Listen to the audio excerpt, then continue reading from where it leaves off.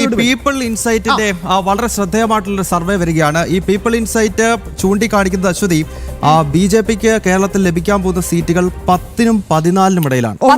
അത് വലിയ പ്രവചനമാണ്. People insight ചൂണ്ടിക്കാണിക്കുന്നത് 18.44% വോട്ട് ബി.ജെ.പിക്ക് ഉണ്ടാകും. അതായത് കഴിഞ്ഞ ലോക്സഭാ തെരഞ്ഞെടുപ്പിൽ 20% വോട്ട് ബി.ജെ.പി കഴിഞ്ഞ തവണ 2024 നേടിയതാണ്. അപ്പോൾ അതിന്റെ ഒരു തനിയാവർത്തനം ഉണ്ടാകുമെന്നും 10-നും 14-നും ഇടയിൽ സീറ്റ് കേരളത്തിൽ ബി.ജെ.പിക്ക് ഉണ്ടാകും എന്ന വലിയ പ്രവചനം കഴിഞ്ഞ കുറച്ച് ദിവസങ്ങളായി സ്വാഭാവികമായിട്ടും ഒരു കാർഡ് വല്ലാതെ പ്രചരിക്കുന്നുണ്ട് സമൂഹ മാധ്യമങ്ങളിൽ. അതിൽ സൂചിപ്പിക്കുന്നതും ഈ 14 സീറ്റുകളാണ്. അപ്പൊ സ്വാഭാവികമായിട്ട് ഇത് ഗൗതം പറഞ്ഞപ്പോൾ എനിക്ക് പെട്ടെന്ന് ഓർമ്മ വന്നതാണ്. അതെ ശ്യാം, അതായത് പീപ്പിൾ ഇൻസൈറ്റ് മറ്റ് മുന്നണികളുടെ കൂടി ഞാൻ വളരെ പെട്ടെന്ന് വായിക്കാം. UDF-ന് 66 മുതൽ 76 സീറ്റുകൾ പ്രവചിക്കുന്നുണ്ട്. LDF-ന് 58-നും 68-നും ഇടയിൽ സീറ്റാണ്. അപ്പോൾ വളരെ ശ്രദ്ധേയമെന്ന് പറയുന്നത് ഈ പീപ്പിൾ ഇൻസൈറ്റ് ചൂണ്ടിക്കാണിക്കുന്നത് അത് തന്നെയാണ് ശ്രുതി. അതായത് ഹങ് മന്ത്രിസഭയാകും കേരളത്തിൽ ഉണ്ടാകുക എന്ന കൃത്യമായ സന്ദേശമാണ്. അപ്പോൾ ശ്യാം നേരത്തെ സൂചിപ്പിച്ചതുപോലെ 10-നും 14-നും ഇടയിൽ, അതായത് ബി.ജെ.പിയുടെ നേതൃത്വം ചൂണ്ടിക്കാണിക്കുന്നത് പോലെ വലിയൊരു മുന്നേറ്റം എന്ന രീതിയിലേക്കുള്ള പ്രവചനം ആ 14 സീറ്റുകൾ ഏതൊക്കെയായിരിക്കും? കാസർഗോഡേക്ക് പോവാം. കാസർഗോഡ്, മഞ്ചേശ്വരം, അത് കഴിഞ്ഞാൽ പിന്നെ വരാൻ പോകുന്നത് സ്വാഭാവികമായിട്ട് പാലക്കാടായിരിക്കും അല്ലെ. പിന്നെ തൃശ്ശൂരുണ്ട്. തൃശ്ശൂർ മണ്ഡലം. പിന്നീട് വരിക മധ്യ കേരളത്തിലായിരിക്കും. തിരുവല്ലയുണ്ട്, പാലയുണ്ട്. സ്വാഭാവികമായിട്ട് ഇങ്ങോട്ട് വന്നു കഴിഞ്ഞാൽ കൊല്ലത്ത് ആറന്മുള നമുക്ക് വേണമെങ്കിൽ ചേർക്കാം. ഒപ്പം ടൈറ്റ് ഫൈറ്റ് നടന്ന ഒരു മണ്ഡലം കൂടിയാണ് ഗൗതം. പിന്നീട് നമുക്ക് ചാത്തന്നൂർ, കൊല്ലത്ത് വളരെ പ്രധാനപ്പെട്ട മത്സരം നടന്ന ചാത്തന്നൂർ. പിന്നെ നമുക്ക് സ്വാഭാവികമായിട്ടും തിരുവനന്തപുരത്ത് തന്നെയാണ്. അനന്തപുരിയിലെ 4 മണ്ഡലങ്ങളിൽ 3 ഡബിൾ ഓക്കെ. കഴക്കൂട്ടം, ഒപ്പം നേമം, തിരുവനന്തപുരം സെൻട്രൽ കൂടി. കാരണം കരമന ചെയ്യാൻ വലിയ രീതിയിൽ തന്നെ അദ്ദേഹം ആത്മവിശ്വാസത്തോടു കൂടി തന്നെ എപ്പോഴും പറയാറുണ്ട്, തിരുവനന്തപുരം നമ്മൾ എടുക്കും, അതിലൊരു വ്യത്യാസവും ഇല്ലാതെ. ഗൗതം, അങ്ങനെ കൂട്ടിയാൽ 14 നമ്മൾ തികച്ചു. അത് തന്നെയാണ് ശ്യാം. അതായത് ശ്യാം ഇപ്പോൾ സൂചിപ്പിച്ചതുപോലെ തന്നെയുള്ള ഏതാണ്ട് 14ഓളം സീറ്റുകൾ വിജയിക്കും എന്ന എക്സിറ്റ് പോളും ഈ കൂട്ടത്തിൽ ഉണ്ട് എന്ന് കൂടി നമ്മൾ ഈ ഘട്ടത്തിൽ ഓർക്കേണ്ടതാണ്. വിനീഷ് ചേരുന്നുണ്ട്. വിനീഷ് തത്സമയം നമുക്കൊപ്പം ചേരുന്നുണ്ട്. തിരുവനന്തപുരത്തിന്റെ സ്പന്ദനങ്ങളുമായി വിനീഷ് ചേരുന്നുണ്ട്. ഗൗതം, വിനീഷിലേക്ക് പോകുമ്പോൾ ഈ പറഞ്ഞ് അവസാനിപ്പിച്ച ആ വരി തന്നെ നമുക്ക് കടമെടുക്കാം. പ്രധാനപ്പെട്ട 4 മണ്ഡലങ്ങളാണ് തിരുവനന്തപുരത്ത് NDA വിജയ പ്രതീക്ഷയുള്ള വിനീഷ്. നേമമുണ്ട്, കഴക്കൂട്ടമുണ്ട്, ഒപ്പം തിരുവനന്തപുരം സെൻട്രൽ. എങ്ങനെ നോക്കാം, എങ്ങനെ വിലയിരുത്താം? ശ്യാമേ, ഇപ്പോൾ നിലവിലെ സാഹചര്യത്തിൽ NDAയുടെ വിലയിരുത്തൽ അത്തരത്തിൽ തല്ല. ഇപ്പോൾ എക്സിറ്റ് പോൾ വരുന്നതിലും അതീതമായ ഒരു ആത്മവിശ്വാസമാണ് BJP നേതൃത്വത്തിന്, NDA നേതൃത്വത്തിന് ഉള്ളതെന്നാണ്. പ്രധാനമായും നേമം, ഒപ്പം തന്നെ കഴക്കൂട്ടം, വട്ടിയൂർക്കാവ്, തിരുവനന്തപുരം സെൻട്രൽ, കാട്ടാക്കട, ആറ്റിങ്ങൽ, ഇങ്ങനെ നീളുകയാണ് തിരുവനന്തപുരത്തെ സംബന്ധിച്ചിടത്തോളം BJPയുടെ പ്രതീക്ഷകൾ. അത് വർക്കല വരെ ഒരുപക്ഷെ എത്തിയേക്കാം എന്ന ഒരു പ്രതീക്ഷയും BJP മുന്നോട്ട് വയ്ക്കുന്നു. അങ്ങനെ പരിശോധിക്കുമ്പോൾ 7 സീറ്റുകളാണ് BJPയെ സംബന്ധിച്ചിടത്തോളം BJPയുടെ ഇന്റേണൽ കണക്ക് എന്ന് നമുക്ക് വിലയിരുത്താൻ സാധിക്കുന്നത്. ഇവിടെയെല്ലാം എന്തായിരുന്നാലും നമ്മളൊരു പ്രഡിക്ഷൻ നടത്തുന്നതാണ്. ആ ഒരു പ്രഡിക്ഷൻ BJP പറയുന്ന കാര്യങ്ങൾ അത് എത്രത്തോളം യാഥാർത്ഥ്യമാകുമെന്നത് നമുക്ക് 4-ാം തീയതി തന്നെ കാണേണ്ടതുണ്ട്. എന്തായിരുന്നാലും പല എക്സിറ്റ് പോളുകളും പരിശോധിക്കുമ്പോൾ നമുക്ക് മനസ്സിലാക്കാൻ സാധിക്കുന്നത് ഇത്തവണ BJPയുടെ ഒരു മുന്നേറ്റം കേരളത്തിൽ ഉണ്ടാകും എന്ന് തന്നെയാണ്. അത് തലസ്ഥാന നഗരിയിൽ 2-ൽ കുറയാതെ സീറ്റിലേക്ക് BJP കടക്കും എന്ന കാര്യത്തിൽ സംശയമില്ല എന്നതാണ് ഏറ്റവും പ്രധാനപ്പെട്ട കാര്യം. അതിൽ ഏറ്റവും പ്രധാനമെന്ന് BJP തന്നെ വിലയിരുത്തുന്നത് ഒന്ന് നേമവും ഒപ്പം തന്നെ കഴക്കൂട്ടവുമാണ്. ഈ 2 നിയോജക മണ്ഡലവും BJPയെ ഇത്തവണ താമര വിരിയിക്കുമെന്ന ഉറച്ച വിശ്വാസം തന്നെയാണ് BJPയുടെ നേതാക്കൾക്കും പ്രവർത്തകർക്കുമുള്ളത്. സമാനമായ സാഹചര്യം ഞാൻ നേരത്തെ സൂചിപ്പിച്ച 7 നിയോജക മണ്ഡലങ്ങൾക്കും BJPക്കുണ്ട്. BJP A ക്ലാസ് നിയോജക മണ്ഡലങ്ങൾ A ക്ലാസ് എന്ന് വിലയിരുത്തുന്ന നിയോജക മണ്ഡലങ്ങളാണ് ഞാൻ നേരത്തെ സൂചിപ്പിച്ചതുപോലെ ആറ്റിങ്ങൽ, കാട്ടാക്കട, തിരുവനന്തപുരം സെൻട്രൽ, വട്ടിയൂർക്കാവ്, കഴക്കൂട്ടം, നേമം ഉൾപ്പെടുന്ന ഈ പ്രദേശം എന്തായിരുന്നാലും ഇത്തവണ BJP കണക്കാക്കുന്നത് A ക്ലാസ് മണ്ഡലമാണ്. ആ A ക്ലാസ് മണ്ഡലങ്ങളിൽ വിജയിച്ച് കയറാൻ സാധിക്കും എന്ന് തന്നെയാണ് BJP ഇപ്പോഴും വിലയിരുത്തുന്നത്. അതിൽ നിന്ന് ഈ എക്സിറ്റ് പോൾ ഫലങ്ങൾ പുറത്തു വരുമ്പോഴും BJP വളരെ പ്രധാനപ്പെട്ട ഒരു എക്സിറ്റ് പോൾ ഫലം വരികയാണ്. തമിഴ്നാട്ടിൽ ഭരണമാറ്റം പ്രവചിച്ചുകൊണ്ട് ടൈംസ് നൗ JVCയുടെ കൃത്യമായ പ്രവചനം വന്നിരിക്കുകയാണ്.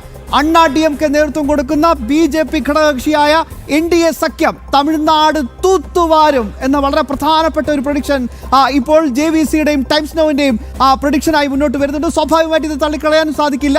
ഇതുവരെ വന്ന മറ്റ് ഏജൻസികളൊക്കെ വലിയ രീതിയിൽ തന്നെ DMKക്ക് ഒരു ഭരണ തുടർച്ച പ്രവചിക്കുമ്പോഴാണ് ടൈംസ് നൗ JVC കൃത്യമായി തന്നെ ഈ ഒരു പ്രഡിക്ഷൻ നൽകുന്നത്. അണ്ണാ DMKയുടെ നേതൃത്വത്തിൽ NDA സഖ്യം തമിഴ്നാട് തൂത്തുവാരും. പ്രജിത്തെ നിലവിൽ ഏറ്റവും പുതിയതായി പുറത്തു വന്നിരിക്കുന്ന വിവരങ്ങൾ അനുസരിച്ചാണ് എന്തായാലും വലിയ മുന്നേറ്റം തന്നെ ഒരുപക്ഷെ ഇതുവരെ ഉണ്ടായിരുന്ന സർവേകളിൽ നിന്നെല്ലാം വ്യത്യസ്തമായിട്ടാണ് JVC സർവേ പോകുന്നതെന്ന് നമ്മൾ കാണേണ്ടിയിരിക്കുന്നു. അത് പ്രധാനപ്പെട്ട കാര്യം ഞാൻ നേരത്തെ സൂചിപ്പിച്ചതുപോലെ വലിയ ആക്യുറസിയുള്ള മറ്റുള്ളവരുടെ സ്ഥിരം പാറ്റേണുകൾക്ക് പിന്നാലെ പോകാത്തൊരു ന്യൂസ് ഏജൻസിയാണ്, അല്ലെങ്കിൽ ഒരു സർവേ ഏജൻസിയാണ്. അവരുടെ പ്രഡിക്ഷൻസിൻ്റെ 99.96% വരെ കൃത്യത വന്നു 2019 ലോക്സഭാ തെരഞ്ഞെടുപ്പിൽ എന്നുള്ളത് കൂടി നമ്മൾ ഈ ഘട്ടത്തിൽ കാണേണ്ടതുണ്ട്. അപ്പോൾ സ്വാഭാവികമായും വലിയ മുന്നേറ്റങ്ങൾ, വ്യത്യസ്തമായ കാഴ്ചപ്പാടുകൾ മുന്നോട്ട് വയ്ക്കുന്ന ഒരു ഏജൻസി കൃത്യമായി പറയുകയാണ് തമിഴ്നാട്ടിലൊരു ഭരണമാറ്റം ഉണ്ടാകുന്നു. അത് നിലവിൽ മറ്റ് സംവിധാനങ്ങൾ പ്രഖ്യാപിക്കുന്നത് പോലെ അല്ലെങ്കിൽ മറ്റുള്ളവർ പ്രെഡിക്റ്റ് ചെയ്യുന്നത് പോലെയല്ല എന്നുള്ള വ്യത്യസ്തമായ ഒരു അഭിപ്രായം. പരാജയപ്പെട്ടപ്പോൾ പടക്കം പൊട്ടിച്ച് ആഘോഷിച്ച സ്റ്റാലിനെ വെറുതെ വിടില്ല തമിഴകം എന്നൊരു സൂചന കൂടിയുണ്ട്. അതെന്തായാലും വലിയ മാറ്റം ഉണ്ടാകുന്നതാണ് JVC പറയുന്നത്. കാരണം JVCയുടെ ഈ പ്രഖ്യാപനം അല്ലെങ്കിൽ അവരുടെ ഈ പ്രവചനങ്ങളെല്ലാം വളരെ നിർണായകമാണ്, അല്ലെങ്കിൽ വളരെ വ്യത്യസ്തമാണ് എന്നുള്ളതാണ്. ഇപ്പോൾ നമ്മൾ കേരളത്തിലെ കാര്യം പറഞ്ഞതുപോലെ NDAക്ക് ഏറ്റവും കൂടുതൽ മുന്നേറ്റം പ്രഖ്യാപിക്കുന്ന ഏജൻസികളിൽ ഒന്നാണ് അവർ എന്നുള്ളത് കൂടി ഈ ഘട്ടത്തിൽ കാണേണ്ടിയിരിക്കുന്നു. 7 സീറ്റ് എന്നുള്ളത് അത് വെറുതെ അങ്ങനെ പ്രഖ്യാപിക്കുന്ന ഒരു സാഹചര്യമാകില്ല എന്നുള്ളത് കൂടി നമ്മൾ കാണേണ്ടിയിരിക്കുന്നു. കാരണം ഇപ്പോൾ നേരത്തെ നമ്മൾ കണ്ടതാണ് മലബാറിൽ 1 സീറ്റ് വരെ നേടാം എന്നുള്ളൊരു സാഹചര്യം ഉണ്ടായിരുന്നു. പക്ഷെ അവിടെ ചിന്തിക്കുമ്പോൾ എങ്ങനെയാണോ മഞ്ചേശ്വരത്ത് BJP മുന്നിട്ട് നിൽക്കുന്ന അതേപോലെ തന്നെ പാലക്കാടും BJPക്ക് മുന്നിട്ട് നിൽക്കുന്ന സാഹചര്യമുണ്ട്. അപ്പോൾ സ്വാഭാവികമായും മഞ്ചേശ്വരത്ത് ആ ട്രെൻഡ് ഉണ്ടാകുന്നുണ്ടെങ്കിൽ പാലക്കാടും സമാനമായൊരു ട്രെൻഡ് ഉണ്ടാകേണ്ട സാഹചര്യം നിലനിൽക്കുന്നു. അപ്പോൾ 1 2 സാധ്യതയും മലബാർ മേഖലയിൽ പ്രത്യേകിച്ച് കേരളത്തിൽ നിലനിൽക്കുന്നുണ്ട്. സ്വാഭാവികമായ മാറ്റം തമിഴ്നാട്ടിൽ പലയിടത്തും ഉണ്ടാകാം.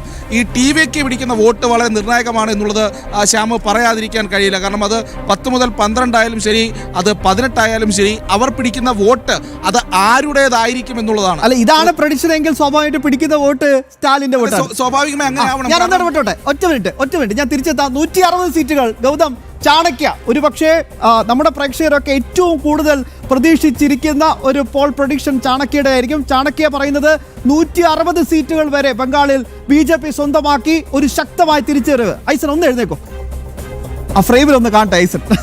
യെസ്, പറയൂ.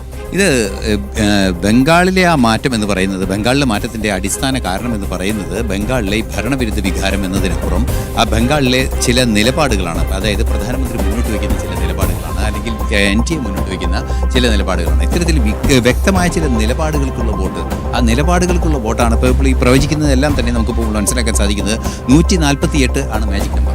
ആ 148 ആ 148 എന്ന് പറയുന്ന മാജിക് നമ്പറിലേക്ക് വളരെ കൃത്യമായി എല്ലാ സർവേകളിലും എത്തുന്നു. അതായത് മമതാ ദീദിയുടെ ആ ഒരു പ്രഭാവം തന്നെ ഇല്ലാതാകുന്നു എന്നതാണ് ഇതിന്റെ.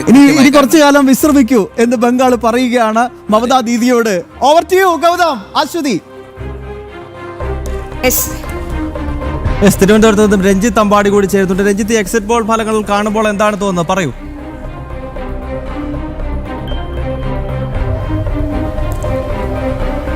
തീർച്ചയായും ഗൗതം, എക്സിറ്റ് പോൾ ഫലങ്ങൾ നമ്മൾ പ്രതീക്ഷിച്ചത് പോലെ തന്നെയാണ്.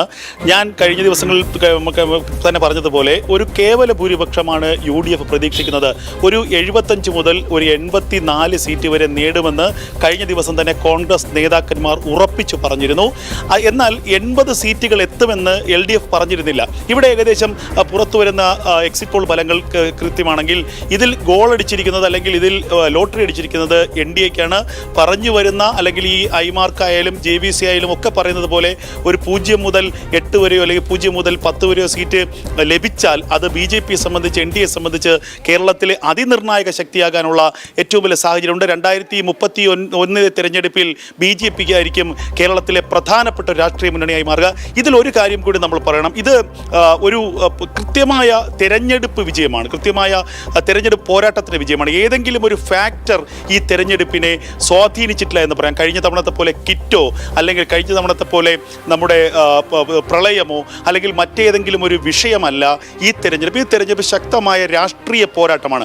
ആ രാഷ്ട്രീയ പോരാട്ടത്തിൽ ചില ശക്തികളെ, ചില തീവ്ര ശക്തികളെയൊക്കെ ചിലർ കൂടെ കൂട്ടിയതിൻ്റെ ചെറിയ വ്യത്യാസങ്ങളും ചെറിയ വ്യതിയാനങ്ങളും ഒക്കെ ഉണ്ടായാൽ പോലും തീർത്തും രാഷ്ട്രീയമായ പോരാട്ടം. ഇതിൽ ഏറ്റവും പ്രധാനപ്പെട്ട ഒരു കാര്യം, എല്ലാ മണ്ഡലത്തിലും ഈ 140 മണ്ഡലങ്ങളിൽ ബഹുഭൂരിപക്ഷ മണ്ഡലങ്ങളിലും BJP അതിനിർണായകമായ ശക്തിയാകും.